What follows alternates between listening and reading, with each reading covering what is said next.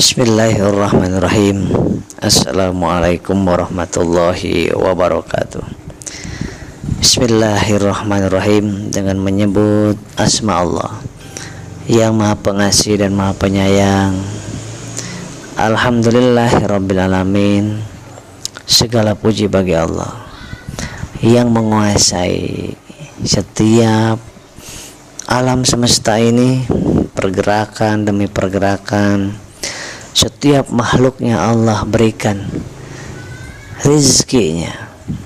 Setiap makhluk Allah urus siang, malam, pagi, sore.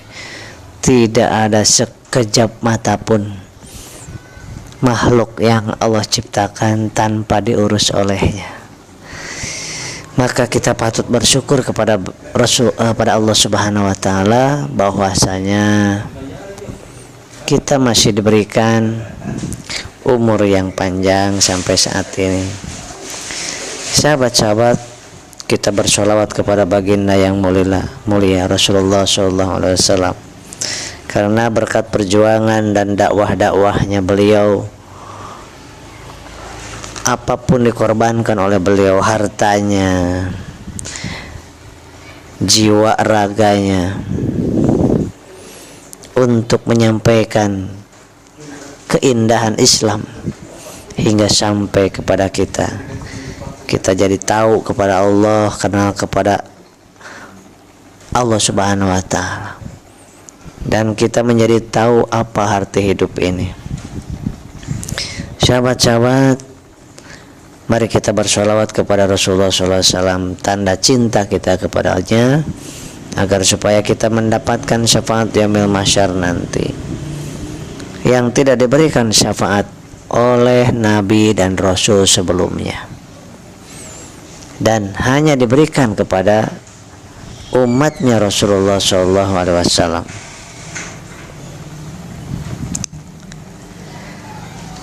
A'udzu billahi minasy syaithanir rajim. Bismillahirrahmanirrahim. Innallaha wa malaikatahu yusholluna 'alan nabi. Ya ayyuhalladzina amanu alaihi wa sallimu taslima. Sallallahu ala Muhammad, sallallahu alaihi wasallam, sallallahu ala Muhammad, sallallahu alaihi wasallam. Ya Nabi, salam alaika.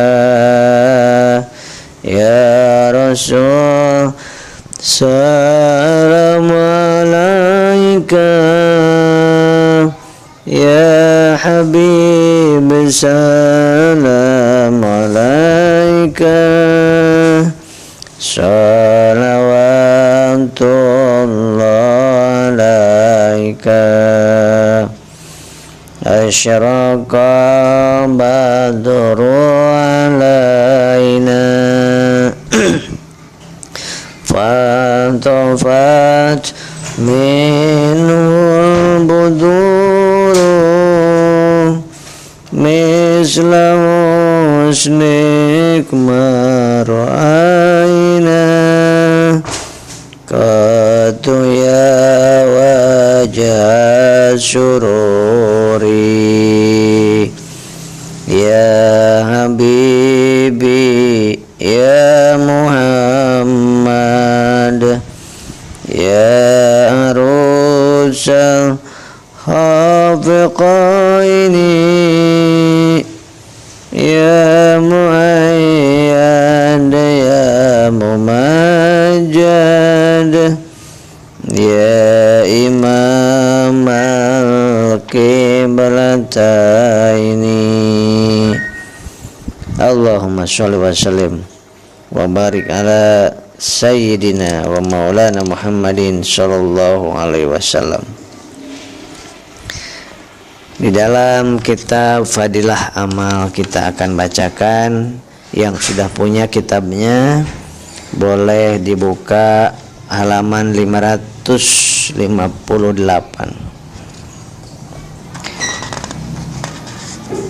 An Sulaiman nabani Yasar an rajulin minal ansar an nabiyya sallallahu alaihi wasallam qala Nuhun libnihi inni musika biwasiyah wa qasiru halikai la tangsa hausika bithnain. Dari Syekh Sulaiman bin Yasar rahmatullah alaihi, dari seorang sahabat Ashar, sesungguhnya baginda Nabi sallallahu alaihi wasallam bersabda, Nabi Nuh alaihi salam berkata kepada putranya. Siapa putranya Nabi Nuh? Kan'an. Sungguh aku berwasiat kepadamu dan aku akan meringkaskan agar kamu tidak lupa. Aku wasiatkan kepadamu dua hal dan aku melarangmu dua hal. Dua hal yang aku wasiatkan ialah perkara yang sangat disukai oleh Allah Subhanahu wa taala dan makhluk Allah Subhanahu wa taala. Yang saleh pun menyukainya.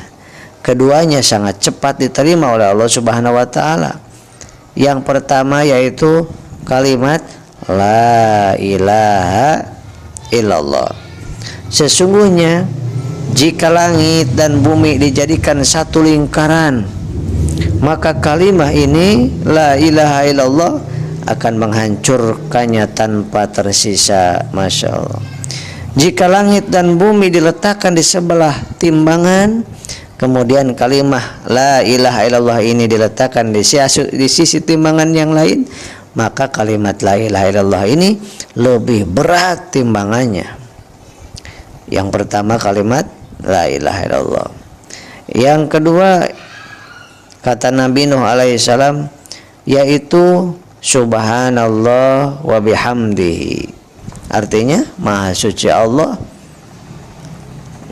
dan aku memujinya. Sesungguhnya keduanya adalah ibadah seluruh makhluk, dan dengan keberkahannya seluruh makhluk diberi rizki. Tidak ada satupun makhluk yang tidak bertasbih, tetapi kamu tidak memahami tasbih mereka. Sesungguhnya Allah maha santun lagi maha pengampun. Sedangkan dua hal yang aku larang adalah syirik, menyekutukan Allah, dan yang kedua takabur atau sombong, merasa bangga diri. Keduanya akan menghalangi dirimu dari rahmat Allah Subhanahu wa ta'ala dan juga dari makhluk-makhluk yang soleh. Hadis riwayat Nasa'i dari kitab At-Targhib. Sahabat-sahabat yang dimuliakan Allah Subhanahu wa ta'ala, bahwa Nabi Nuh alaihissalam menyampaikan kepada putranya. Siapa putranya? Kan'an, yang sampai wafat, yang sampai akhir hayatnya Kan'an tidak menyembah Allah Subhanahu wa ta'ala. Ada dua kalimat yang sangat-sangat luar biasa kata Rasulullah SAW. Yang ini, dua perkara ini Allah sukai dan makhluk-makhluk Allah pun sukai. Yang pertama kalimat la ilaha illallah. Kalimat la ilaha illallah ini adalah satu kalimat yang mahal harganya. Sampai-sampai kalimat la ilaha illallah ini dijadikan sebagai kunci surganya Allah. Kunci surganya Allah kalimat la ilaha illallah. Kemudian kalimat la ilaha illallah ini akan menjawab seluruh pertanyaan yang ada di alam kubur. Ketika malaikat munkar dan nakir kemudian bertanya kepada kita, jawablah dengan la ilaha illallah, maka akan benar semuanya. Dan kalimat la ilaha illallah ini timbangannya lebih berat daripada seluruh langit bumi dan seluruh isinya. Subhanallah. Sahabat-sahabat yang dimuliakan Allah Subhanahu wa taala. Yang kedua, subhanallahi wa bihamdihi. Kemudian yang dilarang oleh Allah Subhanahu wa taala adalah dua hal. Yang pertama musyrik, mensekutukan Allah. Yang kedua adalah takabur atau sombong. Kenapa? Karena takabur adalah ciri khas daripada iblis, laknatullah alaih. Iblis udah di surga karena sombong, dikeluarkan dari surga. Lah kita manusia belum masuk surga, sombong mau masuk ke neraka. Bisa tidak? Kayaknya tidak bisa. Kayak yang di surga sombong dikeluarin. Nah kita yang masih di luar surga sombong mau masuk, nah ya nggak bisa. Maka mari kita sama-sama mengerdilkan diri kita di hadapan Allah, menganggap diri kita memang betul tidak ada daya, tidak ada upaya diri kita ini. Faedah kandungan isi hadis tadi telah disebutkan ketika menjelaskan tentang keutamaan la ilaha illallah. Sedangkan tentang tasbih juga sudah disebutkan dalam beberapa ayat Al-Quran. Di antaranya adalah wa in syai'in illa yusabbihu bihamdi.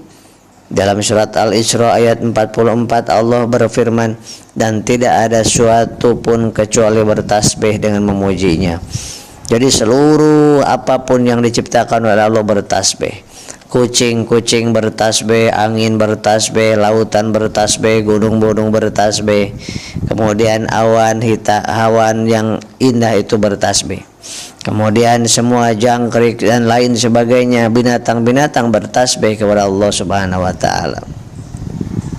Nah, terus kita manusia kok tidak mau bertasbih kepada Allah?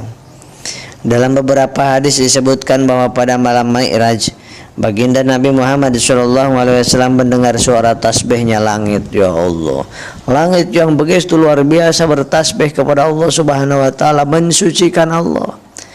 Maha suci engkau ya Allah, kata langit. Suatu ketika baginda Rasulullah SAW melewati suatu jamaah yang telah menjadikan kuda dan unta mereka sebagai tempat duduk. Beliau bersabda, janganlah kalian jadikan kuda dan unta kalian sebagai mimbar dan kursi. Karena apa? Karena banyak hewan tunggangan yang lebih baik daripada penunggangnya. Ya Allah, hewan-hewan tunggangan itu lebih banyak berzikir daripada penunggangnya. Sayyidina Ibnu Abbas radhiyallahu anhu meriwayatkan bahwa tumbuh-tumbuhan pun bertasbih kepada Allah, dan pemiliknya akan mendapatkan pahalanya. La haula wala quwata illa billah. Kendaraan akan bertasbih kepada Allah. Kendaraan yang dipakai oleh kita bertasbih kepada Allah. Kemudian rumput-rumput dan tumbuhan serta tanaman bertasbih kepada Allah dan akan mengalirkan pahala kepada pemiliknya. Masya Allah. Suatu ketika dihidangkan kepada baginda yang mulia semangkok daging campur roti dengan kuah. Beliau bersabda, makanan ini sedang bertasbih. Seseorang bertanya, apakah engkau memahami tasbihnya wahai Rasulullah? Rasulullah menjawab, iya, aku memahaminya. Lalu beliau menyuruh sarid makanan tersebut didekatkan kepada seseorang. Orang itu pun mendengar tasbihnya makanan tersebut. Kemudian didekatkan kepada orang yang ketiga, ia pun mendengar tasbihnya tersebut. Makanan itu bertasbih ternyata. Ya Allah, ya Rahman. Tetapi beliau bersabda, jika di antara mereka ada orang yang tidak mendengar tasbih itu, maka orang-orang akan menuduhnya sebagai pendosa.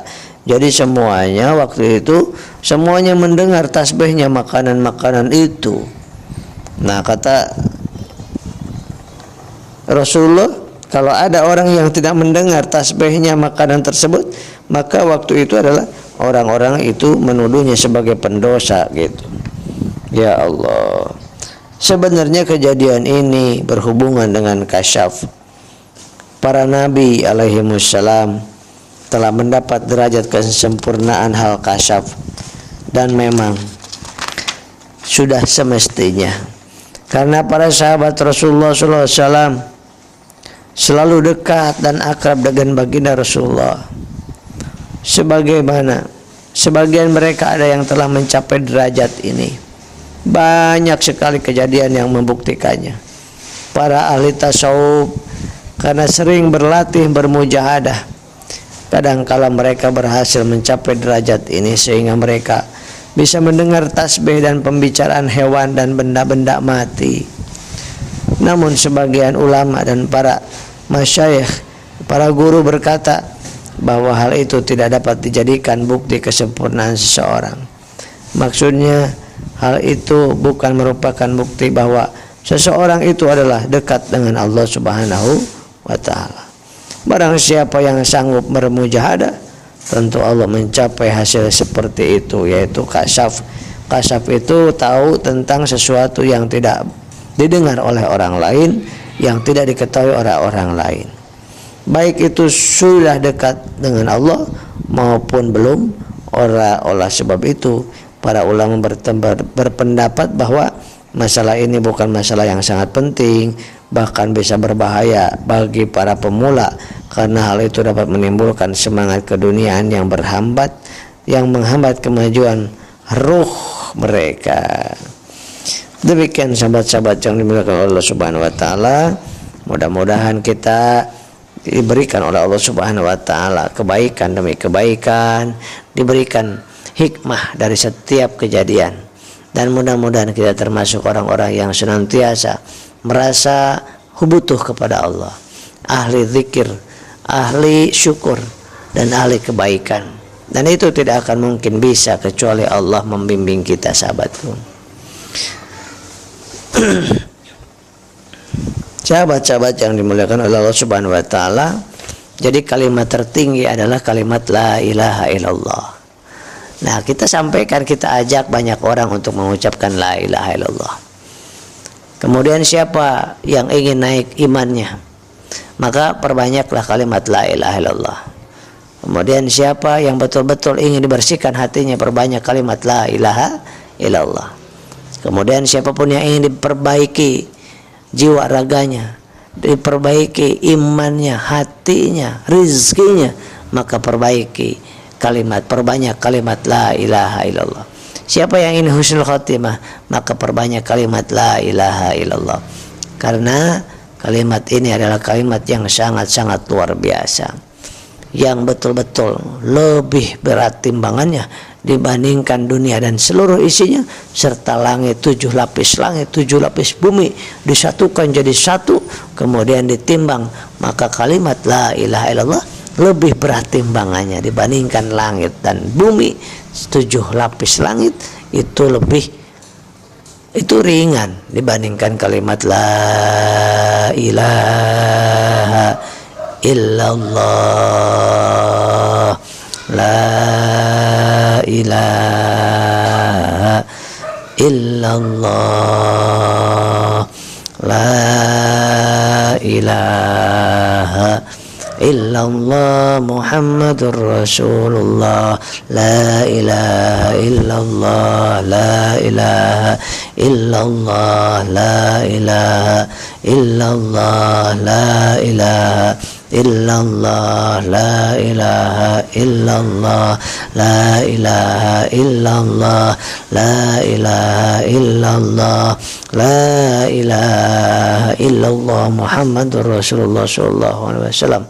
Mudah-mudahan kita semuanya hidup dengan la ilaha illallah, kita dilahirkan dengan kalimat la ilaha illallah, kita di alam ruh dengan kalimat la ilaha illallah, kita di alam barzah dengan kalimat la ilaha illallah, kita hidup di siang dan malam dengan kalimat la ilaha illallah, kita sakaratul maut dengan kalimat la ilaha illallah, kita di alam kubur dengan kalimat la ilaha illallah, kita di alam mahsyar dengan kalimat la ilaha illallah, kita di siratal mustaqim dengan kalimat la ilaha illallah, kita dengan membuka pintu surga dengan kalimat la ilaha illallah, Allah, dan kita bisa mendapatkan syafaat, mendapatkan pertolongan Allah dan dengan kalimat la ilaha illallah. Terima kasih Ibu Devita Sari, Ibu Aisyah, mohon mudah-mudahan istiqomah, amin ya Allah ya rabbal alamin. Tadi dari Cianjur, barakallah. Ambu Davilas dari Kuningan, ada Pak Gianto dari Jogja, masya Allah. Ada, assalamualaikum Kang Asep, minta doanya, lagi dikasih ujian sakit, alhamdulillah semoga cepat sembuh, amin. Pak Pujo yang ada di Johor Malaysia, mudah-mudahan disembuhkan oleh Allah Subhanahu wa taala. Bu Haryuti, alhamdulillah. Sulawesi hadir. Pak Uhud dari Tasik, Umi Masyarifah, Ibu Syari dan Bandung hadir. Besok insya Allah saya di Bandung sore, ba'da asyar sampai maghrib saya di PTBS di lantai 3. Mari kita sholawat bersama di sana, memperbaiki iman dan ekonomi kita, dan kita bermuhasabah bersama di di Bandung. Umi Masyarifah, kemudian ada Ibu Dini Andriani, assalamualaikum dari Ciamis hadir, waalaikumsalam, mudah-mudahan Allah berkahi. Ibu Pak Rahman Bintang, Ibu Elva, ada Pak Rustam, ada Bu Wati, ada Ibu Zani, Pak Zani, assalamualaikum. Ambon hadir Kang Asep, semoga kita semua diberikan kesehatan dan diberikan umur yang panjang selalu dalam lindungan Allah, amin ya Allah ya rabbal alamin. Ibu Nova, ada Pak Dadang Dewon, Bu Tari, Pak Ebod, semoga panjang umur serta dapat terus menerus keberkahan sekeluarga, amin ya Karim. Kang Dirman Mulia Jakarta Timur, Ibu Tria, Pak Ibu Romlah, dan Ibu Momo, barakallah. Sahabat-sahabat, inilah yang bisa saya sampaikan. Mohon maaf, ini suaranya agak serak-serak basah. Kita minum dulu LVN ini dengan tangan kanan ya. Bismillahirrahmanirrahim.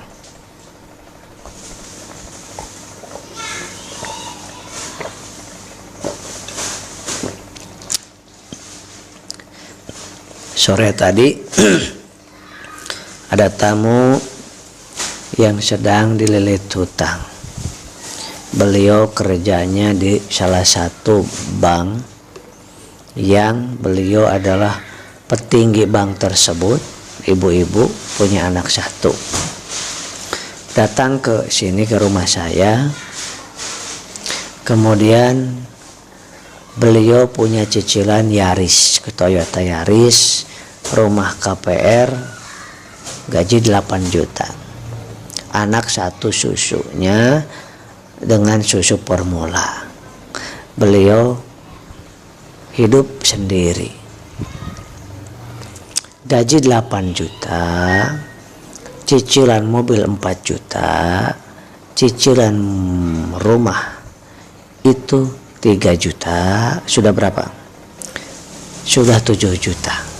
Oh maaf, cicilan rumah 2.500.000 jadi 6.500.000. Sisanya 1.500.000 cuman habis untuk susu sama ongkos bensin. Padahal punya jabatan tinggi di bank tersebut. Banknya dia sebagai telemarketing adminnya, tapi petingginya. Beliau ya menawar-nawarkan KTA, kredit tanpa agunan. Nah, kebetulan saya salah satunya nasabah waktu dulu sebelum saya hijrah. Dia ketawa, saya malah sedih. Dia ketawa, saya malah sedih. Ketawanya apa? Ternyata, wah ini nasabah kita berarti, kata dia. Justru saya sudah kapok, Bu. Ternyata beliau sungguh-sungguh ingin hijrah. Karena uang 8 juta itu dia sambil kerja online, sambil kerja yang lainnya, tapi tetap aja gak ada ketenangan batinnya katanya. Tidak ada kenyamanan katanya.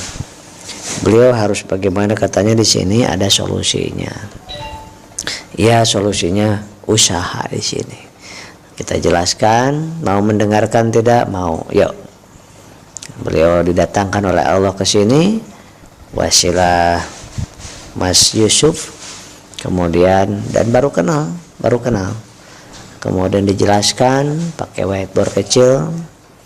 Nah, dari jam 3 ngobrol-ngobrol sekaligus ngobrol tentang masalah rumah tangga besar, keluarga besarnya. Nah, baru selesai jam 6 barusan. Nah, apa artinya? Ternyata Kang Asep katanya, orang-orang di sekitar komplek itu menganggap saya orang hebat, luar biasa, punya mobil Yaris, rumahnya bagus, padahal saya pusing, Kang Asep. Nah, jadi kesenangan itu cuman bisa dilihat dari luar, kalau kesenangannya palsu.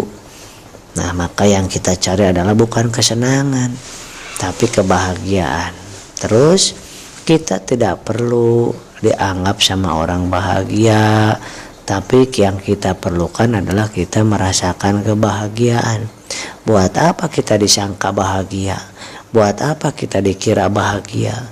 Buat apa kita dituduh bahagia padahal kita menderita, berantem terus di rumah tangganya dan tidak ada tenang hidupnya. Dan beliau menyatakan susah tidur. Udah berkali-kali debt collector datang ke rumahnya. Nah, inilah kenapa kita harus menjauhi riba, karena menyusahkan kita. Mudah-mudahan sahabat-sahabat semuanya dilunaskan hutang-hutangnya, dibebaskan dari riba dan mendapatkan hidup yang berkah. Dan berjualanlah, berdaganglah sahabat. Kalau mengaku umat Rasulullah berdagang, berjualan, sambil kerja, sambil dagang, sambil jualan. Beliau udah dirumahkan sahabat. Beliau gajinya 8 juta. Kemudian karena kerjanya dari rumah dipotong 50%. Saya kaget juga. Berarti cuma dapat berapa, Bu? Dapat 4 juta. Lah, untuk bayar mobil aja 4 juta. Terus sisanya dari mana? Ya, saya dikasih sama adik saya, sama kakak saya, sama abang saya, sama ibu saya. Bayangkan sahabat. Dan beliau juga bekerja online juga. Tapi ya nggak bakal beres-beres. Oleh sebab itu harus kita gimana Kang Asep? Satu, taubatan benar-benar tidak akan mengulang lagi, menyesali, dan kemudian bagaimana caranya lagi? Banyakin istighfar dan sholawat. Terus bagaimana lagi Kang Asep? Nabung kalau bisa, kalau ada aset jual, dan mulailah berdagang atau berusaha atau berbisnis. Maka kita kalau berbisnis itu untuk masa depan kita. Kalau kita bekerja terus-menerus di tempat, orang setinggi apapun jabatan kita tetap karyawan. Suatu saat apalagi bosnya bukan orang kita, apalagi bosnya bukan orang yang muslim, sholat aja dikasih waktu cuma 10 menit katanya. Wah, sholat 10 menit. Dah, bagaimana sholat 10 menit? Wudu aja 5 menit, belum ngantrinya. Iya kan? Tetapi kalau kita usaha sendiri, dagang, bisnis, terserah kita. Terserah kita. Kata beliau sampai mau meeting aja mempersiapkan ini itu, sholat tidak ada waktu. Tinggal sholat. Buat apa kerja kalau sholat tinggal? Buat apa bisnis kalau sholat tinggal? Buat apa punya banyak uang kalau tinggal sholat? Kenapa? Karena sholat ini adalah tanda kita syukur ke Allah. Ya, kalau Allah mau dicabut nyawa kita gampang. Sekarang dicabut gampang. Apa susahnya bagi Allah mencabut nyawa kita saat ini, besok pagi, detik ini? Apa susahnya? Allah tinggal memerintahkan, wa Ijrail, cabut nyawa beliau, cabut nyawa si fulan, cabut. Oleh sebab itu jangan biarkan bisnis kita membuat kita lalai sholat. Jangan biarkan kerjaan kita membuat kita lalai sholat. Jangan biarkan perdagangan kita membuat kita melalaikan sholat. Tidak ada gunanya gaji 100 juta seminggu kalau kita tidak sholat. Tidak ada gunanya kita sebagai hamba Allah. Mendingan jadi tikus aja. Tikus mah tasbih. Mending jadi kodok aja. Kodok tasbih. Mending jadi burung aja. Burung tasbih. Sehingga orang kafir yang mati kemudian di alam kuburnya ya laitani kuntu turaba. Ya Allah, Allah tahu begini, saya jadikan saja, jangan jadi manusia, jadikan tanah saja ya Allah. Sampai sebegitunya. Maka bersyukur kita masih hidup, bersyukur kita masih diberikan sempat. Allah sangat baik kepada kita. Allah sangat memberikan kesempatan kepada kita untuk menintrospeksi diri. Jangan sampai kita merasa bersih, orang lain kotor. Jangan sampai kita merasa pintar, orang lain bodoh. Jangan sampai kita merasa orang soleh, orang lain itu orang yang durjana. Jangan habis amal kita kalau kita merasa ujub seperti itu. Terus bagaimana? Kita harus merasa betul-betul kalau kita bersedekah bahwa bukan kita yang sedekah, tapi Allah membuat mampu kita bersedekah. Dan rizkinya juga Allah yang ngasih. Rizkinya dari Allah, kekuatannya dari Allah, disiapkan orang yang menerimanya oleh Allah, digerakkannya oleh Allah. Loh, kok kita menganggap diri kita hebat ahli sedekah? Yang berjasa siapa? Allah. Kita sholat, yang menggerakkan siapa? Allah. Kemudian kita bangun sholat malam, yang membangunkan siapa? Allah. Kemudian yang membuat kita ada air, yang nyiapinnya air siapa? Allah. Yang membuat kita membasuh muka siapa? Allah. Yang membuat kita bangun sujud, mau ruku siapa? Allah. Terus siapa? Kita. Kok bisa-bisanya kita menganggap diri hebat dan menghina orang lain? Dia mah nggak pernah sholat tahajud nih saya. Kok bisa menghina orang lain yang belum tahajud? Bisa jadi tahajudnya dia tidak, tetapi sholat subuhnya diterima oleh Allah Subhanahu Wa Taala. Masya Allah. Satu kali sholat aja diterima oleh Allah, sudah betul-betul wah, udah cukup banget diampuni oleh Allah. Ada amalan kita yang sepele kemudian dicintai oleh Allah, bisa jadi itulah yang membuat rahmat Allah dicurahkan ke kita, kemudian dengan rahmat Allah itu dimasukkan kita ke surganya Allah. Masya Allah. Jadi udah jangan ada lagi yang menyepelekan orang lain, menganggap diri paling pintar, paling hebat, orang lain didebat semuanya, diceramahin semuanya. Ya Allah, ya Rabbana. Jangan malu sama Allah, malu sama Allah sahabat. Benar, malu sama Rasulullah, Jangan-jangan kita nggak diakui oleh Rasulullah, hanya ngaku-ngaku saja. Ya Allah, saya umatmu. Ya Allah, saya umatmu, kata Rasulullah. Aku nggak punya potongan umatku sepotongan seperti kamu. Loh, gimana tuh kalau udah digituin sama Rasulullah? Emang kenapa ya Rasulullah? Kamu menganggap diri paling sunnah, orang lain semuanya bid'ah. Aku nggak punya umat seperti gitu. Wah, gimana coba? Nah, sekarang yang kita hina-hina itu, yang kita ejek-ejek itu ternyata sini kata Rasulullah. Sini ini umatku nih. Loh, saya ya Allah pakai jenggot ya Allah. Ush, tapi kamu masih pakai jenggot sih kamu. Bener. Tapi kamu menghina amalan orang lain, menganggap diri paling hebat. Tapi ya Rasul, saya pakai peci terus ya Allah kemana-mana. Lah, saya nggak butuh pecinya. Bagus pakai peci, tetapi kamu itu dengan pecimu itu menganggap orang lain yang nggak pakai peci dianggap kamu rendah. Hilanglah semua amalmu itu. Aku nggak cinta sama orang seperti itu. Coba. Kalau Rasulullah mengatakan gitu gimana? Kita pede banget jadi umat Rasulullah, tapi Rasulullah nggak ngaku. Wah, sakitnya itu di sini deh. Oh, coba bayangin, kita mau ke Amerika, kita ngobrol ke saya, sahabat ngomong ke saya, Kang Asep kenal sama aja ke Saudi misalnya, kenal sama ke Turki, kenal sama ini, sama Erdogan. Sama Erdogan mas saya mah udah gini sama saya. Sama Erdogan udah gini sama saya, itu makan bareng saya. Pokoknya sama Erdogan itu saya itu waduh udah kayak keluarga besar aja, udah kayak sahabat karib. Ini contoh maaf ini contoh. Oh gitu ya, oh iya, pede banget kan saya.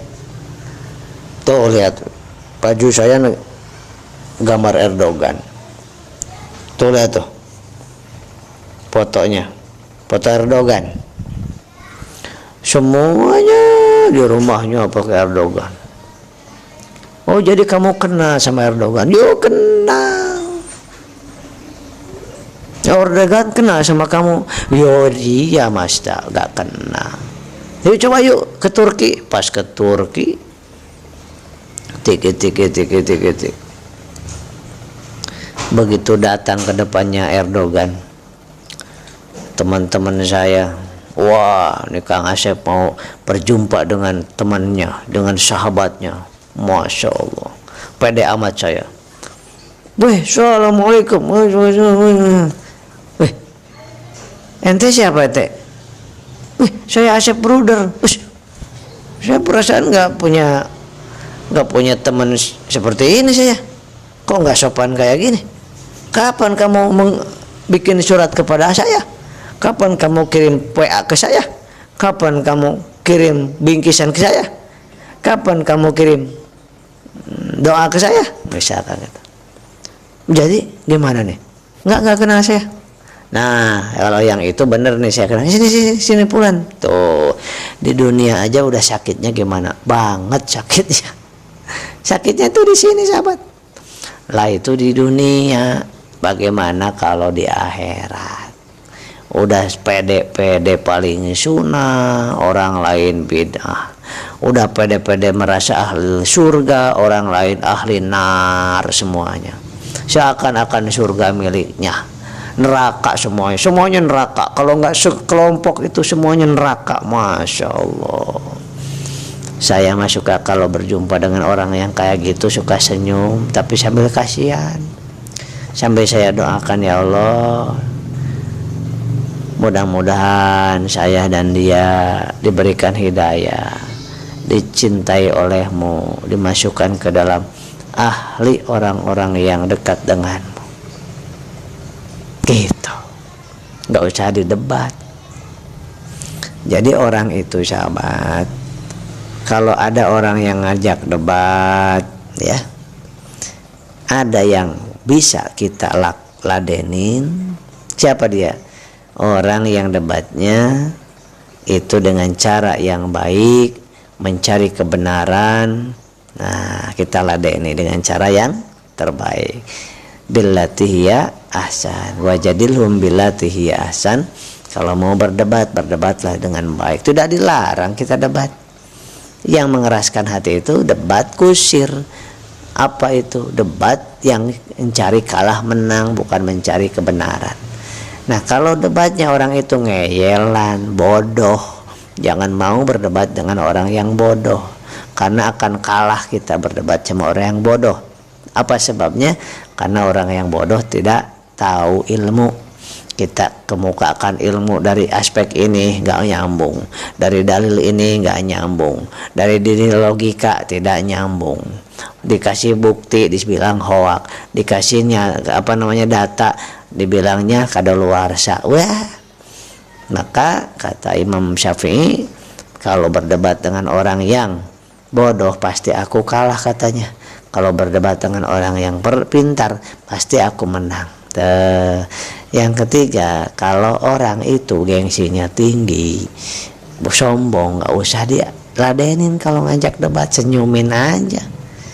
Nah, karena orang yang sombong itu nggak mau menerima kebenaran, walaupun benar sayanya, kitanya, dia yang salah tetap tidak mau menerima. Jadi nggak habis-habisin waktu, habis-habisin umur. Maka saya mah selalu melihat ini orang patut dilayani apa tidak. Nah, kadang-kadang cuma dibalas dengan bercanda, ya kan? Ngapain serius-serius?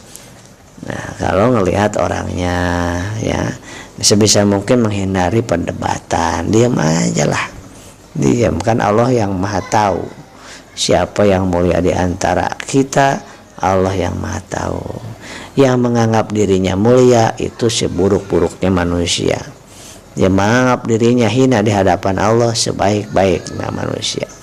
Demikian sahabat, mudah-mudahan dimuliakan oleh Allah semuanya. Diri kita panjang umur, sehat walafiat. Ibu Yanti, Bu Tarmini, Bu Aila, Pak Budi, Bu Ratna Yulianingsih, Pak Wijanarto, ada Bu Mika. Assalamualaikum Pak Asep, Pak Adi hadir. Semoga kita semua diberi kesehatan, amin Allah. Ya, Dilan, ada Fauzia Hanifah. Assalamualaikum Kang Asep, baru bisa gabung nih, Masya Allah. Pak Ibu Dayang Junior, Assalamualaikum, bukan baru hadir. Bu Zeli, Assalamualaikum, Padang Panjang hadir, sehat selalu Kang Asep, amin ya robbal alamin. Assalamualaikum, maaf Kang, Bandung baru nyimak. Bu Ai Rohayati, ada Ibu Waiwin Libra, Assalamualaikum Kang Asep, Palu hadir. Bu Meme, Assalamualaikum Kang Asep, Probolinggo hadir untuk belajar lagi. Kang Dirman, Kuningan, Bu Aryuti, lebih baik menasihati orang bodoh daripada menasihati orang sombong. Iya. Muhammad Yamin, Pak Muhammad Yamin. Demikian sahabat-sahabat, silakan kalau ada baiknya disharekan, dibagikan. Mudah-mudahan kalau ada baiknya dari Allah itu menjadi pahala kebaikan buat yang men-sharekan, buat yang berbicara ini. Tapi kalau ada yang buruknya dari pembicaraan saya, tinggalkan saja. Itu dari kebodohan saya pribadi yang sedang belajar, yang sedang berlatih, yang sedang memperbaiki diri, yang sedang berhijrah. Sampai kapan? Sampai mati belajar ini. Nah, mudah-mudahan kita panjang umur dalam taat dan manfaat buat umat, dan sehat walafiat. Assalamualaikum warahmatullahi wabarakatuh.